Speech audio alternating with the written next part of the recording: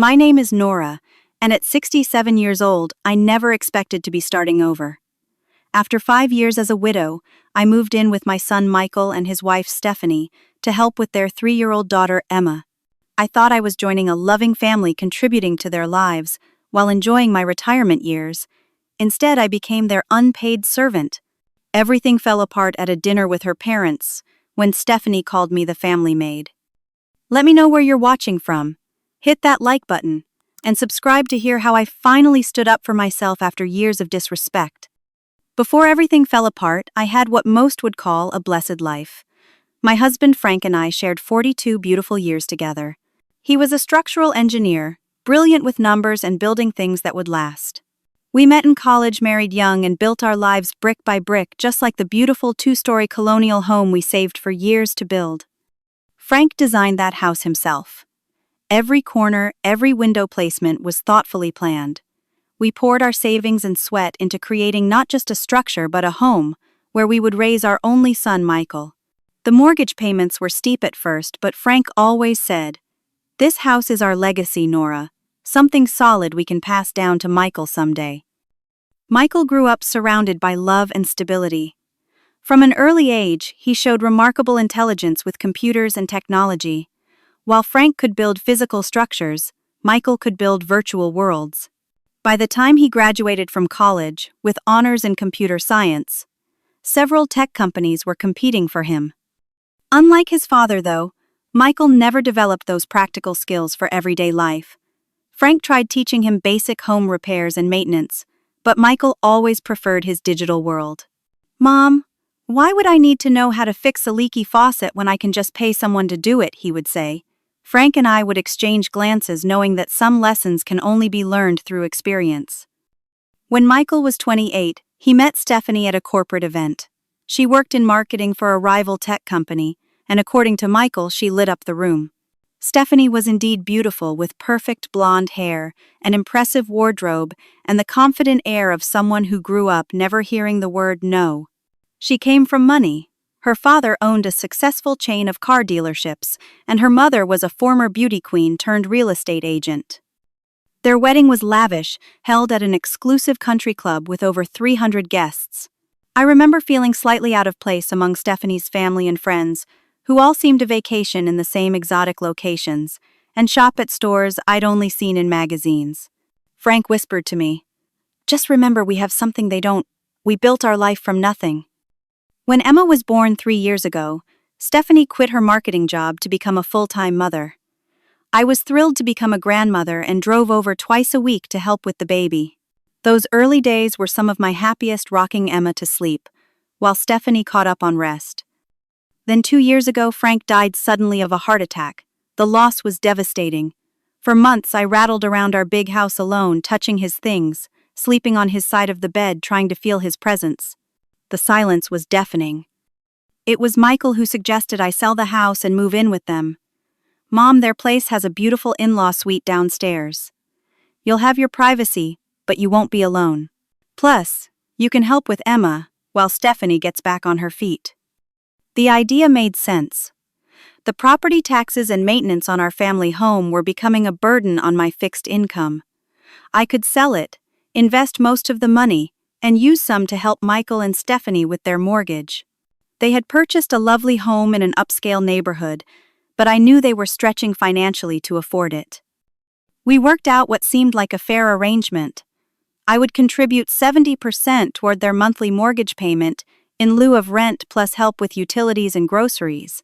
I also set up a college fund for Emma, depositing $500 monthly. In return, I would have the downstairs suite and be part of a multi-generational household, the kind I'd always envisioned. The day I moved in, Stephanie greeted me with a hug. "This is going to be wonderful, Nora. Emma adores you, and honestly, I could use the help. Being a full-time mom is more demanding than my marketing job ever was." I remember feeling so hopeful that day. My son seemed happy my granddaughter was thriving, and Stephanie appeared genuinely pleased to have me there. I thought we would become closer, perhaps even like mother and daughter. "You'll never be alone again," Mom Michael promised as he carried the last box into my new room. "This is your home now, too." Those words would come to haunt me in the months ahead. The changes in Stephanie's attitude were subtle at first, so gradual I almost didn't notice. It started with small criticisms about how I did things around the house. "Nora, when you fold Emma's clothes, could you do it this way? Instead, it fits better in her drawers." Stephanie demonstrated one afternoon, redoing the stack of tiny t-shirts I had just finished folding. "Of course, dear," I replied, thinking nothing of it. Every mother has her own system, and this was Stephanie's home. I was happy to adapt. But the suggestions multiplied. My cooking contained too much sodium. The way I vacuumed left lines in the carpet. I was reading the wrong bedtime stories to Emma, ones that would overstimulate her before sleep. One morning, about 3 months after I moved in, I came upstairs to find a typed list on the refrigerator household chores schedule. My name appeared beside most of the daily tasks: laundry, vacuuming, dusting bathroom, cleaning, grocery shopping, and meal preparation. Stephanie had assigned herself playroom organization once weekly, and meal planning. "I thought we could use some structure," Stephanie explained when I asked about it. "This way, everyone knows their responsibilities." I nodded, swallowing my surprise. I hadn't realized my role would include being the primary housekeeper. Still, I wanted to contribute to the household, and I had the time while they were busy with work and childcare. Soon, Stephanie began leaving additional tasks for me. "Nora, could you please iron Michael's shirts for his presentation tomorrow?" Or, "I forgot to mention we're having dinner guests tonight. Could you prepare something special?" These requests always came last minute, often via text message while she was out shopping or at her yoga class. Michael noticed nothing amiss. He left for work early each morning and returned late, immediately burying himself in his laptop to finish projects. On weekends, he wanted to relax, not discuss household tensions. When I tried mentioning the increasing workload to him, he looked surprised. "Aren't you helping because you want to? Mom Stephanie says you enjoy keeping busy." And honestly, she's under a lot of pressure with Emma all day. I bit my tongue. Yes, Stephanie was with Emma during the day, but increasingly I was the one getting Emma dressed, preparing her meals, taking her to the park, and reading her bedtime stories, while Stephanie attended her exercise classes, lunched with friends, or scrolled through social media on the couch. The bond between Emma and me grew stronger each day. She would run to me with her little arms outstretched, crying "Gamma" whenever I entered the room. We had our special games and inside jokes. I taught her nursery rhymes my mother had taught me, and we baked simple cookies together, her tiny hands covered in flour. Stephanie began making comments about this too. "Emma's getting so attached to you. It's making it difficult when you're not around." She had a complete meltdown when I tried doing bedtime differently last night. Rather than seeing our bond as a blessing, Stephanie treated it as a threat. She started limiting my time alone with Emma, insisting on specific schedules for when I could interact with my granddaughter.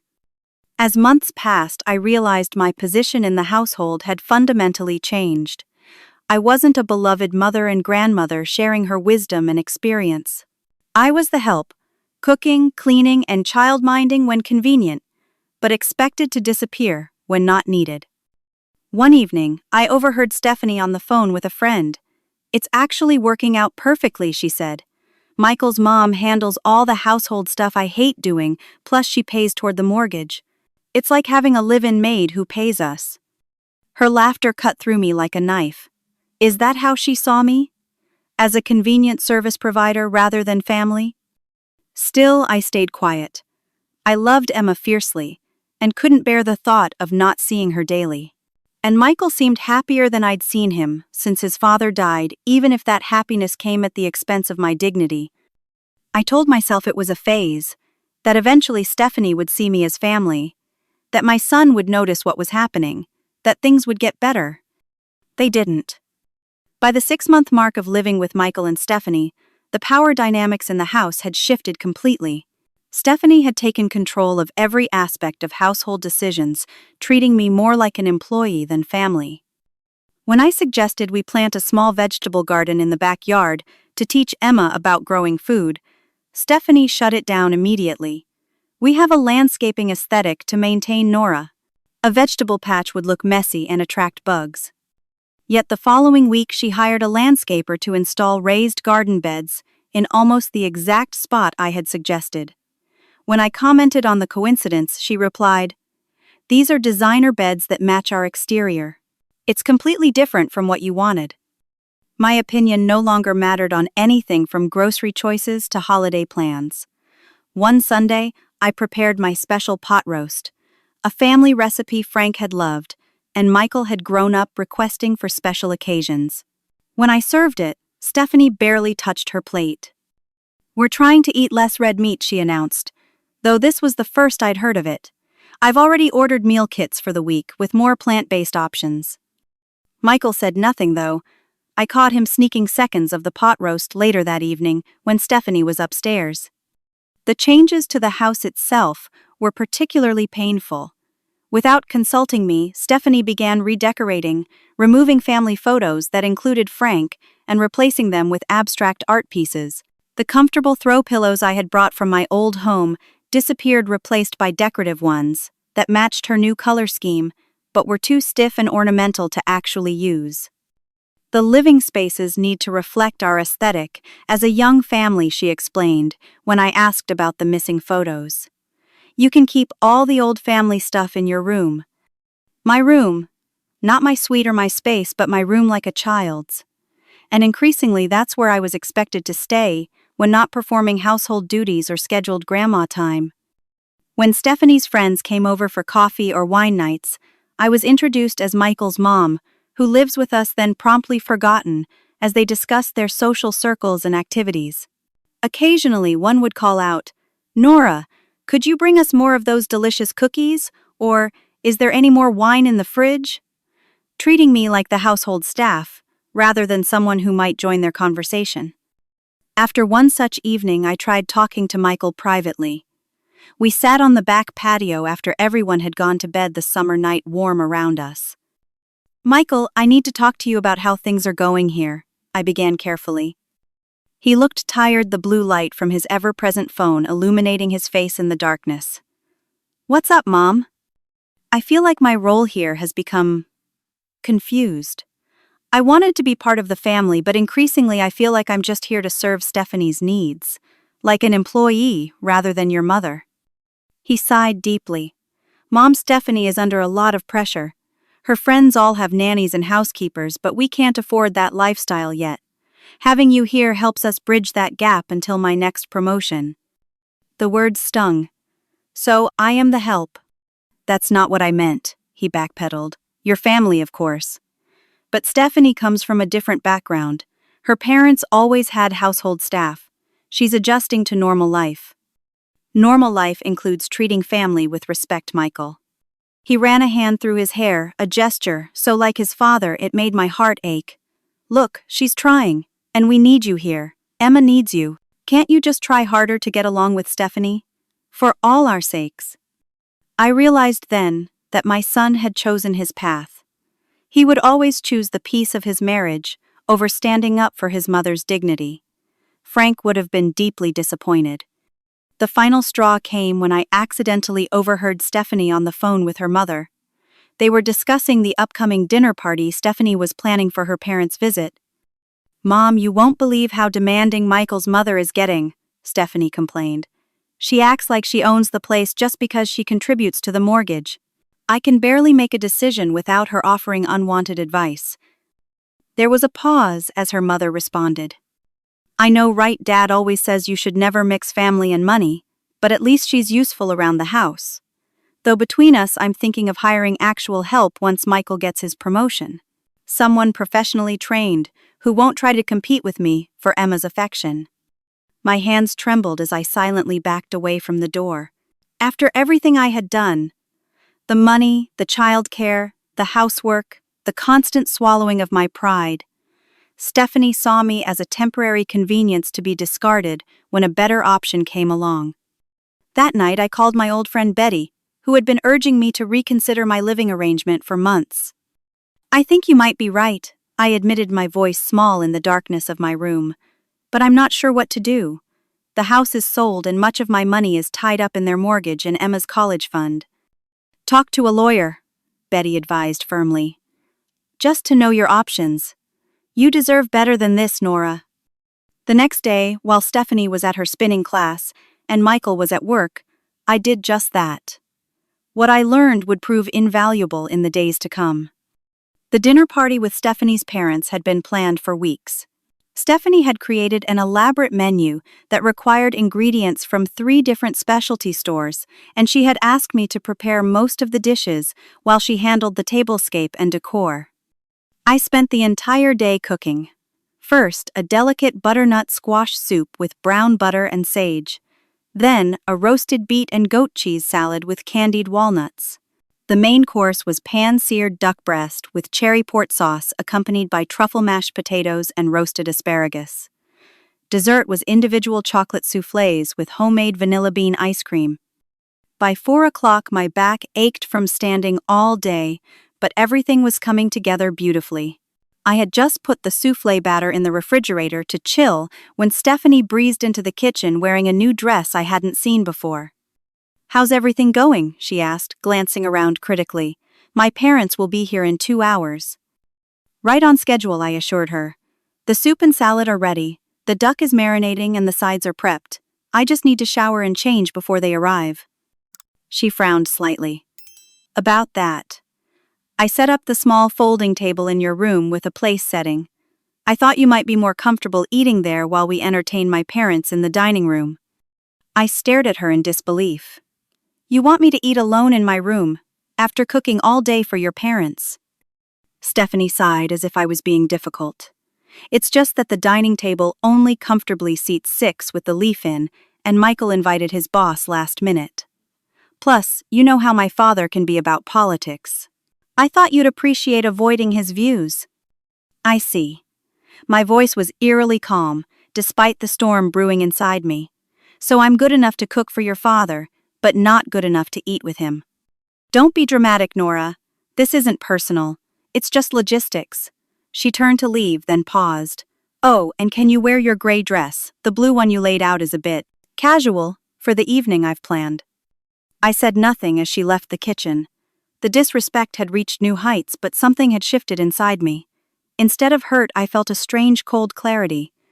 I showered and dressed, in my blue dress, not the gray one, and returned to the kitchen to finish preparing the meal. If this was to be my role, I would play it perfectly one last time. At 6 sharp, the doorbell rang. I heard Stephanie's excited greeting as she welcomed her parents, followed by the deeper voice of her father and the affected laughter of her mother. Minutes later, Michael arrived with his boss, a stern-looking woman named Janet, who I'd met at the company Christmas party. I remained in the kitchen, putting the finishing touches on the appetizers, while the group gathered in the living room for cocktails. Stephanie had instructed me to wait until she called before bringing out the first course. 20 minutes later, she appeared in the kitchen doorway. "We're ready for the soup now," she announced, then lowered her voice. "And remember what I said about eating in your room. I've already told everyone you're not feeling well and prefer to rest during dinner." Another lie. But I simply nodded and began ladling the soup into the expensive china bowls Stephanie had received as wedding gifts and rarely used. The dinner progressed smoothly from my end. I served each course, cleared the plates, and prepared the next offering, while the conversation and laughter flowed from the dining room.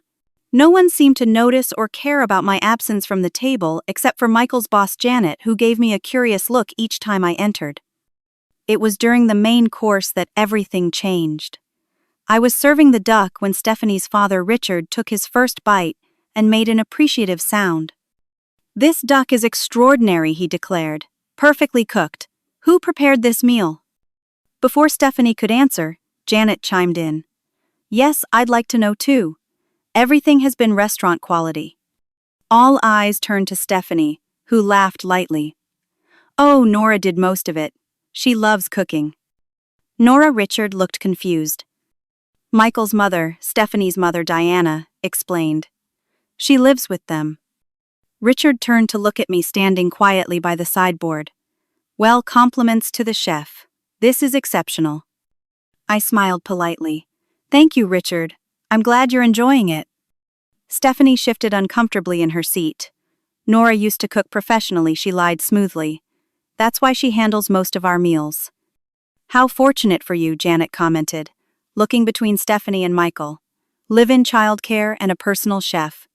That's when Stephanie said the words that would change everything. Yes, well, that's her job in the household. She's basically our maid at this point. The room fell silent. Michael's face went pale. Janet's eyebrows shot up. Even Diana looked embarrassed by her daughter's comment.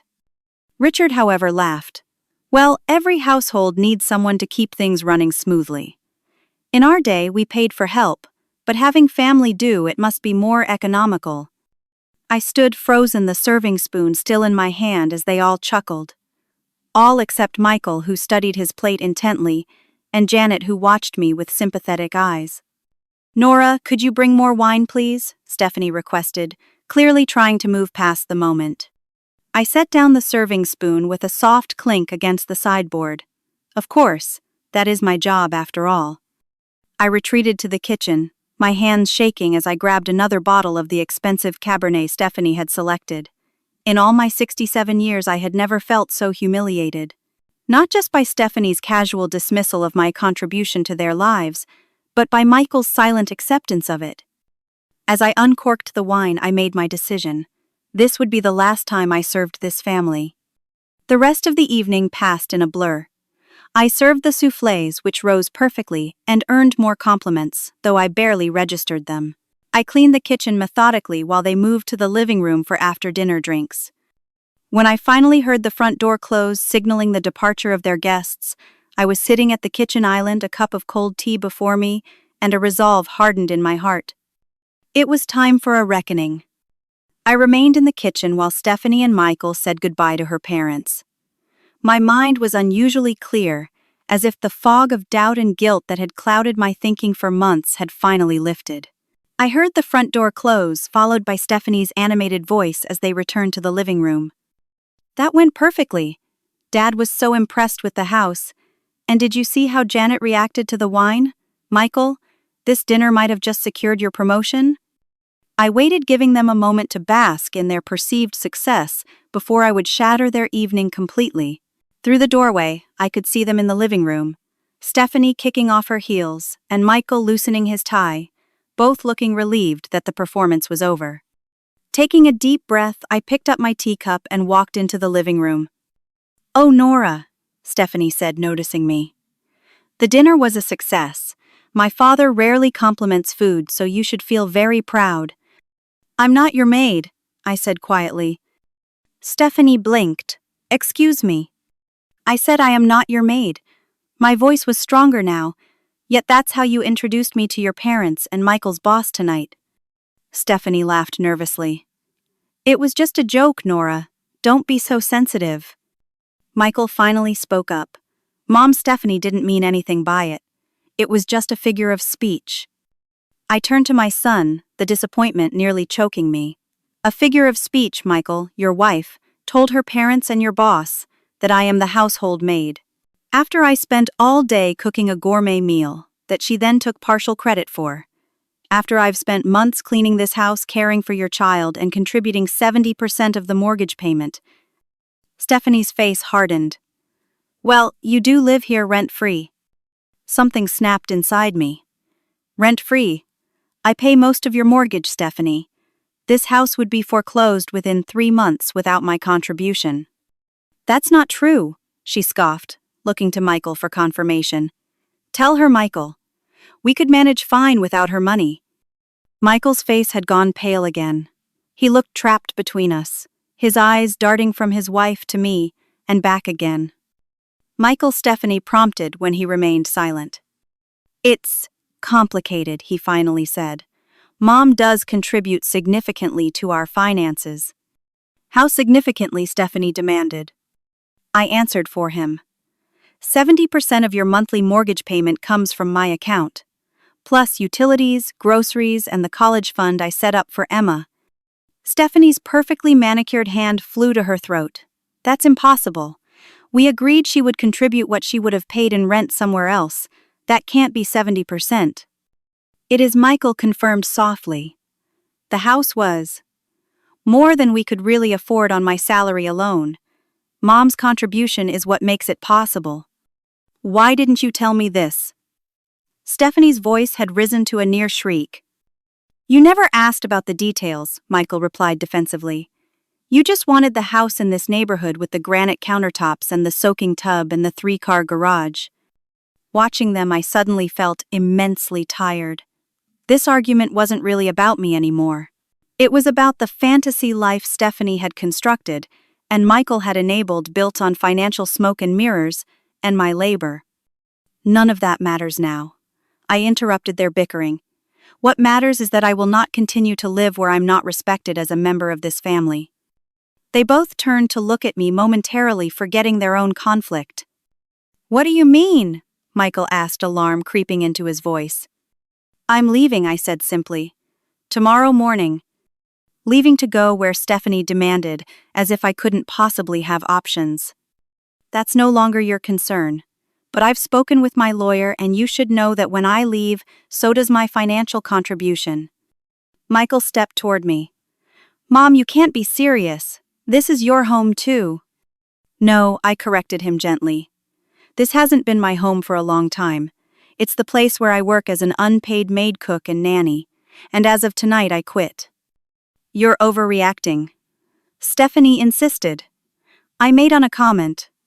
"One comment that revealed how you truly see me," I finished for her. "And it wasn't just one comment, Stephanie. It's been hundreds of small moments over the past year. The chore list, the criticism, the way you speak to me, in front of your friends, the gradual erasure of my place in this family. Tonight was simply the final confirmation." Michael ran his hands through his hair just as his father used to do when stressed. "Mom, please. What about Emma? She needs her grandmother."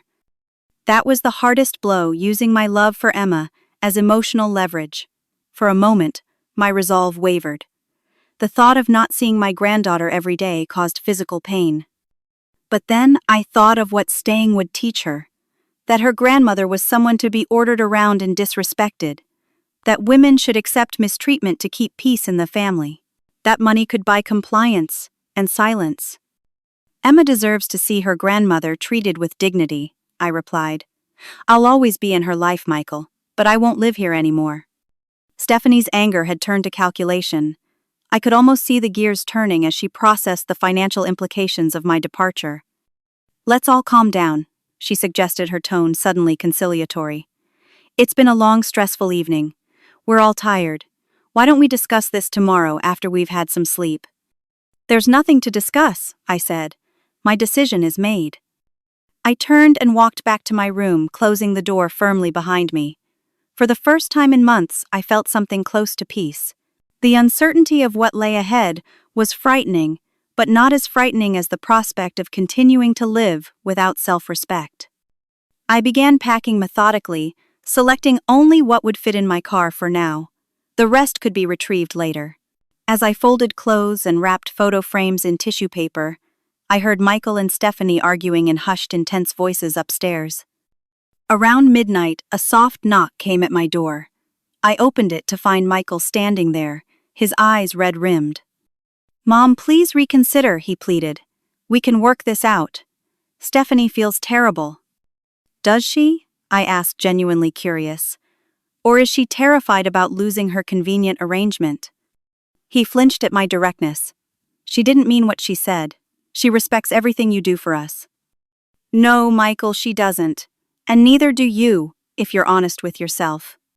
He had no response to that, and after a moment of awkward silence, he retreated upstairs.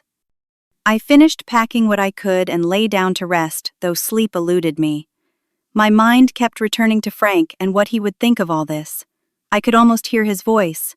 "About time you stood up for yourself, Nora. You deserve better." As dawn broke, I felt ready to face whatever came next. Morning arrived with a pale, watery sunlight filtering through my curtains. I had barely slept but felt strangely energized. Today would mark the beginning of my new life, whatever shape it might take. I showered and dressed carefully in one of my nicer outfits, a simple blue dress with a cardigan, rather than the practical housework clothes that had become my daily uniform. Today I wasn't dressing to clean or cook. I was dressing to leave. When I emerged from my room with my suitcase and 2 packed bags, the house was quiet. It was Saturday, and normally Michael would be making coffee, while Emma watched cartoons in her pajamas. But the kitchen was empty, the coffee maker cold. I set my bags by the front door and walked upstairs, something I rarely did anymore, as Stephanie had made it clear the second floor was their space. I needed to say goodbye to Emma, no matter how difficult it might be. As I reached the top of the stairs, I heard Emma's bright laughter coming from the master bedroom. Following the sound, I found her sitting on the big bed between Michael and Stephanie, all still in their pajamas, sharing what looked like breakfast from a tray. The perfect family picture, one that clearly didn't include me. Stephanie noticed me first, her smile faltering. "Nora, we didn't hear you come up." Emma's face lit up. "Gamma, look, we having breakfast picnic." "I see that, sweetheart," I said, my heart contracting painfully. "It looks like fun." Michael at least had the grace to look uncomfortable with this staged family tableau. Emma woke up early, so we thought we'd have a lazy morning in bed. Or they thought to present a united front of family happiness to make my leaving more difficult. I wouldn't put it past Stephanie to use Emma that way. "Could I have a moment with Emma?" I asked, to say goodbye. Stephanie's arm tightened around Emma. "Is that really necessary? It will just confuse her." "I'm leaving your house today," I said evenly. "I'm not disappearing from her life. Unless you plan to prevent me from seeing my granddaughter." The implied threat hung in the air. Michael quickly intervened. "Of course not, Mom. Emma, why don't you and Grandma go to your room for a little bit?" Emma scrambled off the bed, happily taking my hand and pulling me toward her bedroom. Her small fingers in mine nearly broke my composure, but I held it together for her sake. In her room, surrounded by the stuffed animals we had named together and the books we had read countless times, I sat on the edge of her bed and pulled her onto my lap. "Emma, sweetheart, I need to tell you something important," I began. She looked up at me with Frank's eyes. "My husband's legacy living on in our granddaughter." "What, Gamma?" "I'm going to be living in my own house now, not here with you and Mommy and Daddy." Her little forehead wrinkled in confusion. "Why don't you like us anymore?" "Oh, darling, I love you more than anything in this world," I assured her, hugging her close. "That will never ever change. I'll still see you lots and lots. We can have special grandma days where we do all our favorite things together." "Promise?" she asked, her voice small. "I promise with all my heart," I said, fighting back tears. "And you can call me on the phone anytime you want to talk." She seemed to accept this in the way children often do, disappointed but adaptable. We spent a few more precious minutes together, with her showing me her newest drawings and telling me about the butterfly she had seen in the garden yesterday. When Michael appeared in the doorway, his expression grim, I knew it was time. I gave Emma one last fierce hug, breathing in the sweet scent of her hair. "I love you, Emma. Be good for your parents." "Love you too, Gamma," she replied easily, already distracted by a toy. I followed Michael downstairs, where Stephanie was waiting by the front door, now fully dressed in yoga pants and an expensive-looking sweater. She had positioned herself beside my bags, her arms crossed defensively. "So you're really going through with this?" she said, her tone somewhere between accusatory and disbelieving. "Yes, I am." I reached for my purse on the side table. "Where will you even go?" she challenged. "You sold your house. You've invested most of your money with us." "I've made arrangements," I said simply, though in truth I had only secured a temporary stay with Betty until I could find an apartment. Michael stepped forward.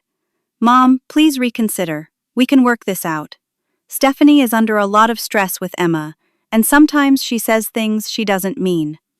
I noticed he was still making excuses for his wife rather than acknowledging the real issue. Some things never change. "This isn't about one comment, Michael. This is about months of being treated like staff rather than family." Stephanie's composure finally cracked. "You're being ridiculous and ungrateful. Do you know how many women your age would love to live in a beautiful home like this, surrounded by family? Instead, you're throwing a tantrum because of one little joke." "A joke that revealed the truth," I replied calmly. "And I'm not ungrateful. I've more than earned my place here through financial contribution and labor. That's the part you keep conveniently forgetting." "So it's about money," Stephanie scoffed. "Fine, we'll pay you back eventually, But you can't just walk out and leave us in the lurch. What about the mortgage? What about Emma's care? And there it was, her real concern. Not my feelings or our relationship, but what my departure would cost them financially, and in terms of convenience. "You're adults," I said. "You'll figure it out just like millions of other parents do without live-in help. As for the mortgage, I've instructed my bank to stop the automatic transfers effective immediately." Michael looked panicked. "Mom, you know we can't afford the full payment on my salary alone." "Then perhaps you should have thought of that before allowing your wife to treat me like hired help," I replied, a new edge to my voice, "or before buying a house beyond your means." Stephanie stepped closer, her face flushed with anger. "You're doing this to punish us. You're trying to make us lose our home." "No, Stephanie. I'm choosing not to continue financing a situation that diminishes me. There's a difference." I reached for my suitcase, but Stephanie moved to block me. "You can't do this to us. To Emma.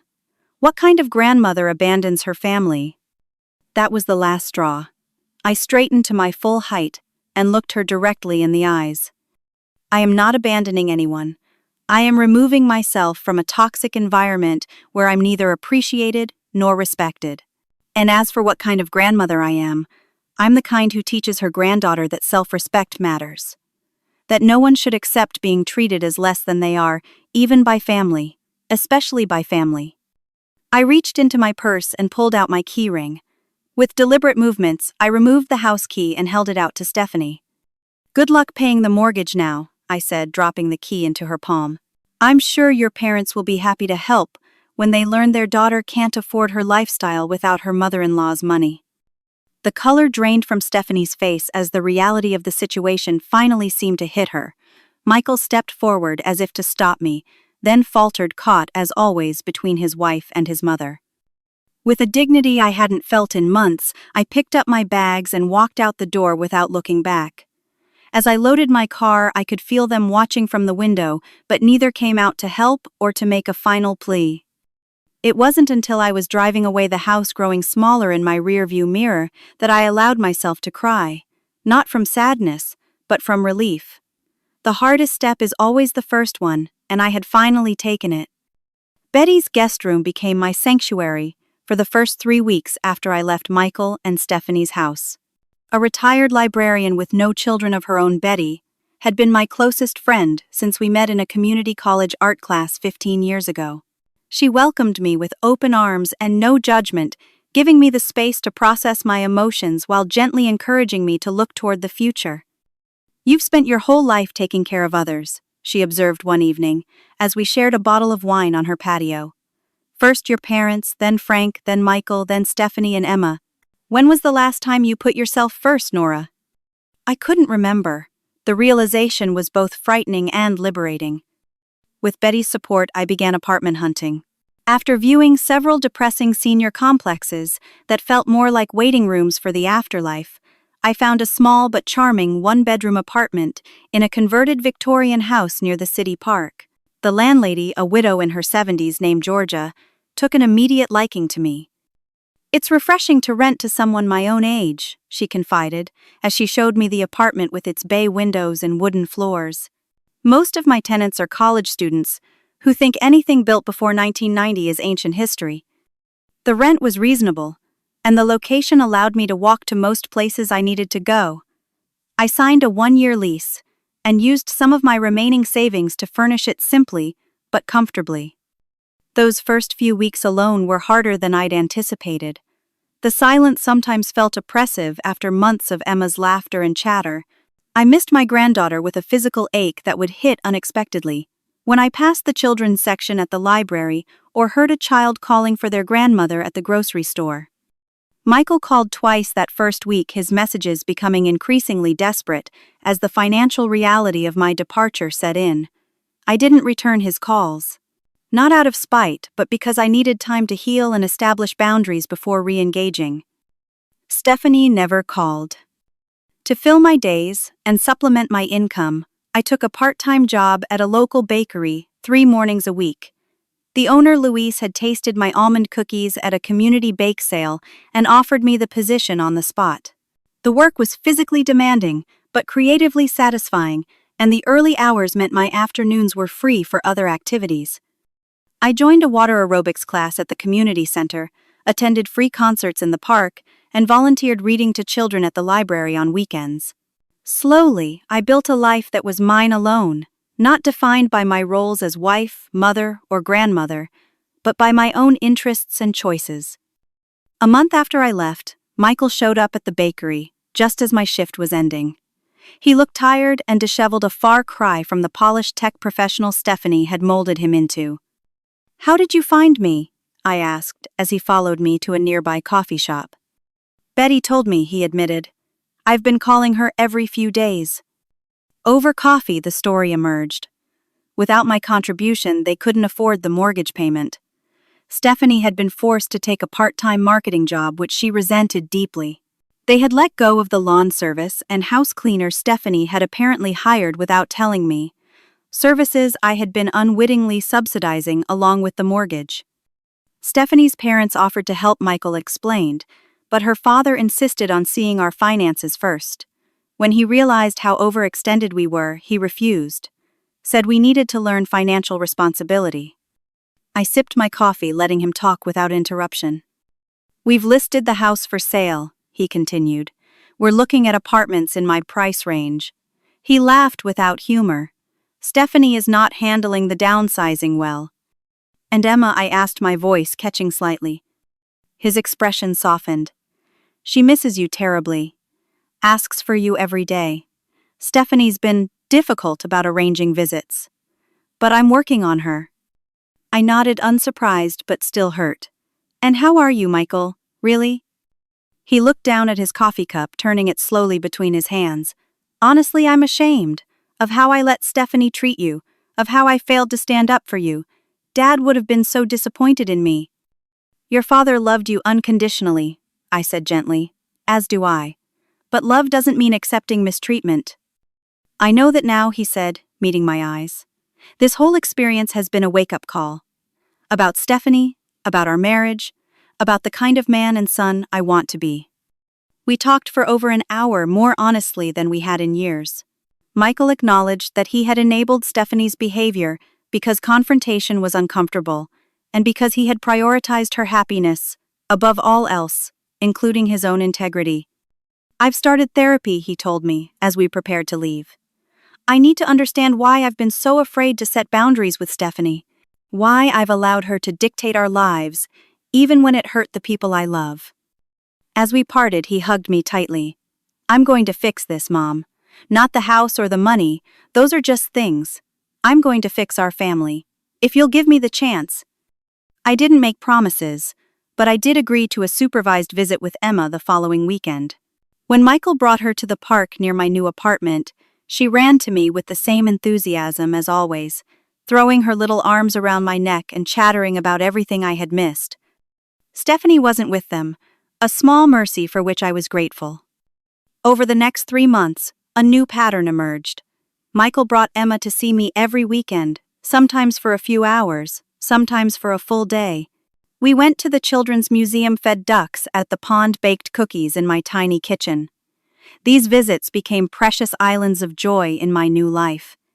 Stephanie remained resistant at first, but necessity proved a powerful motivator. With her part-time job and no live-in childcare, she eventually had to acknowledge that my presence in Emma's life was both emotionally and practically beneficial. The first time she accompanied Michael to drop off Emma, the tension was palpable, but as weeks passed, small changes appeared. A brief thank you when I sent Emma home with a new book. A question about a recipe Emma had mentioned enjoying at my house. Small hesitant steps toward reconciliation. 6 months after I left, they sold the house and moved into a modest 3-bedroom apartment closer to Michael's work. The forced downsizing seemed to prompt a reassessment of priorities. Stephanie took on more hours at her marketing job and discovered, somewhat to her surprise, that she enjoyed using her professional skills again. One afternoon, as I was returning Emma after a day together, Stephanie invited me in for tea, something that had never happened before. As Emma played in her room, Stephanie sat across from me at their small kitchen table. "I owe you an apology," she said abruptly, her eyes fixed on her teacup. A real one, not the excuses I made before. I waited, giving her space to continue. I treated you terribly, she acknowledged. I took advantage of your generosity and treated you like staff rather than family. I was entitled and ungrateful, and I'm truly sorry. The apology seemed genuine if overdue. What changed? I asked. She smiled ruefully. Everything. Losing the house, having to work again, therapy. She hesitated, and watching how you've thrived since leaving us. You're happier now, aren't you? I considered the question. I am. Not because I don't love you all, but because I've remembered how to love myself too. That conversation marked a turning point. While we would never be best friends, Stephanie and I developed a cordial relationship based on mutual respect and our shared love for Emma and Michael. As my one-year apartment lease neared its end, Georgia, my landlady approached me with an unexpected proposal. She was moving to Arizona to be closer to her son and wondered if I might be interested in managing the property for her, living in the main house and overseeing the student apartments. The position came with reduced rent and a small salary. It felt like the universe confirming my new path. The main house had 3 bedrooms, plenty of space for Emma to stay over, and for me to create the art studio I'd always dreamed of, but never prioritized. On the day I signed the management contract, I invited Michael, Stephanie, and Emma for dinner at my apartment. As we shared a meal I had prepared not out of obligation but from love, I looked around at our imperfect, evolving family and felt profound gratitude for the difficult journey that had led us here. Later, after they had gone, I sat alone on my small balcony, watching the sunset and reflecting on everything I had learned in the past year. I had discovered that it's never too late to stand up for yourself. That setting boundaries isn't selfish, it's necessary for healthy relationships. That sometimes the most loving thing you can do for others is to refuse to accept their mistreatment. Most importantly, I had learned that starting over at 67 wasn't a failure or a tragedy. It was an opportunity to finally become the person I was meant to be all along. As the last light faded from the sky, I thought about all the women watching this video who might be struggling with similar situations, feeling undervalued by family, sacrificing their dignity to keep peace, wondering if it's too late to change. It's never too late. Your worth isn't determined by how useful you are to others. You deserve respect simply because you exist. If my story resonated with you, please hit that like button and subscribe for more stories of women finding their strength later in life. Have you ever had to stand up to family for your own dignity? Share your experience in the comments below. And remember, sometimes the bravest thing you can do is hand over those keys and walk away. Thank you for watching, and may you find the courage to value yourself as much as you value others.